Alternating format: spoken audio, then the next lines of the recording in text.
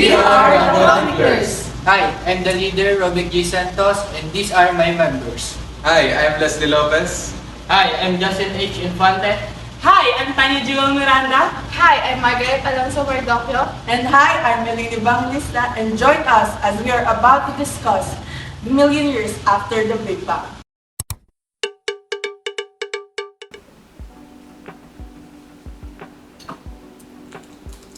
Our topic for today is about the formation of the Big Bang about a million years ago. At the end of this video, you will be able to understand the Big Bang that occurred 1 million late years ago. Before we start, let me briefly explain the meaning of the Big Bang. What exactly is the Big Bang is in simple words. So in 1927, an astronomer named George Lemaitre had a big idea, and he said that a very long time ago, the universe started as just a single point. He said that the universe stretched and expanded to get as big as it is now, and that it could keep on stretching. So what happened a million years ago after the Big Bang? A million years after the Big Bang, the pull of gravity began to amplify irregularities in the gas in the universe. As the universe expanded, packets of gas became more dense, and stars began to ignite. Groups of these stars became early galaxies. After the Big Bang, the universe was like a hot soup of particles, just like protons, neutrons, and electrons. When the universe started cooling, the protons and neutrons began combining into ionized form of hydrogen, or atoms of hydrogen, and eventually some helium. And so these ionized atoms of hydrogen and helium attracted electrons, turning them into neutral atoms which allowed light to travel freely for the first time since this light was no longer scattering of free electrons. So the universe was no longer open.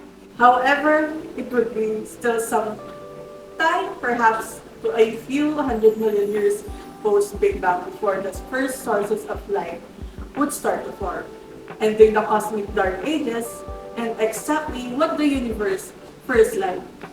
So, just for example, stars that fuse the existing hydrogen atoms into more helium look like and exactly when its first stars formed is not known.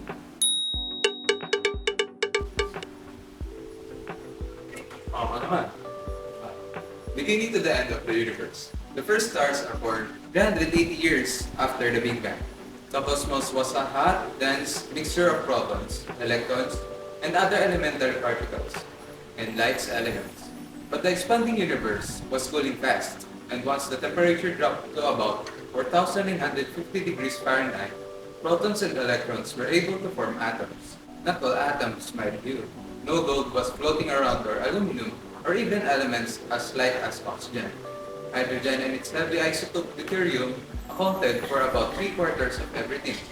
A couple of isotopes of helium accounted for most of the other quarter, and a tiny fraction of lithium had also been produced.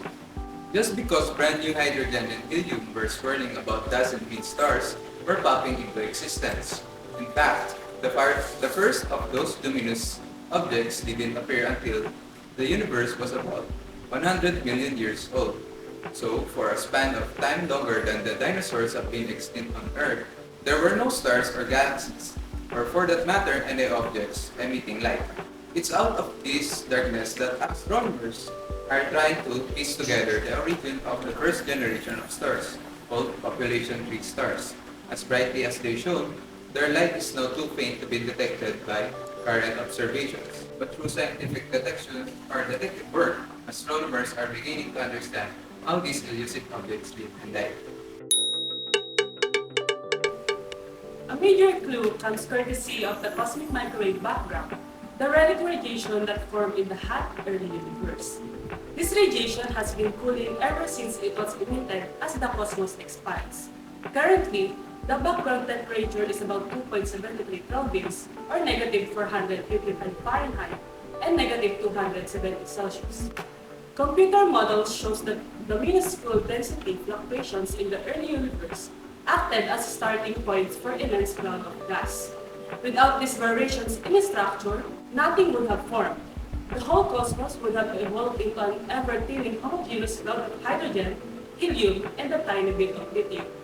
Thanks to gravity, however, the fluctuations became gathering points. Huge clouds where gas continued to collect.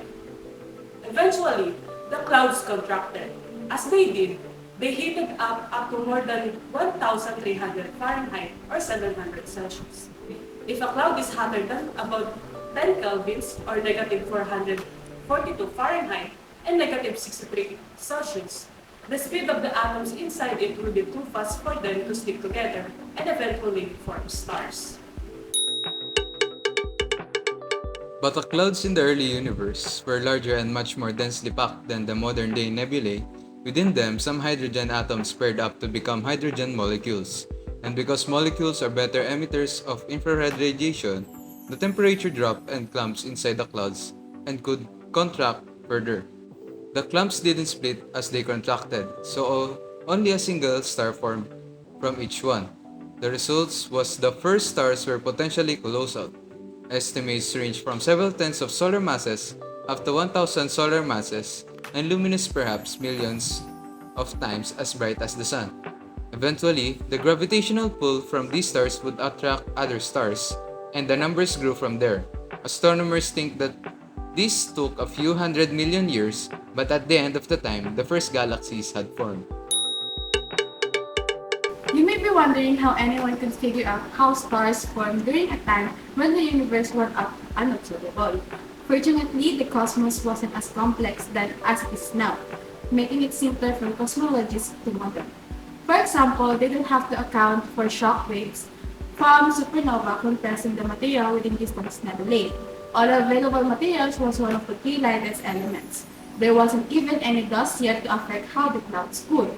Astronomers theorized that in addition to being massive, the first stars also were extremely hot.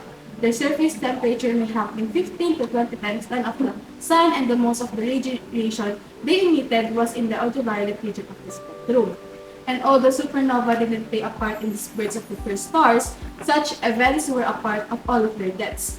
The more massive star, the quicker it passes through its life. So the first stars may have lived only a few million years or less. As gravity starts to win this tug of war, the core collapses, that in turn raises its temperature and causes a huge increase in fusion. So much in fact that the star blows up completely without leaving behind any stellar remnant, such as black hole. So in one sense, the deaths of these stars are as important for the development of the universe as their births.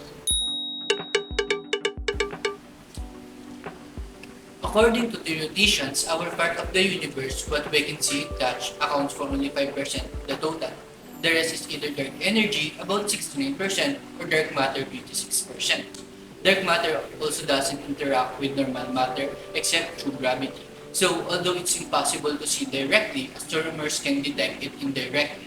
Some scientists now think that dark matter's gravitational tug was crucial in pulling normal material together into clumps and patches. In the years following the Big Bang, these objects called dark matter mini-halos would have to have been massive on the order of 1,000,000 suns or more.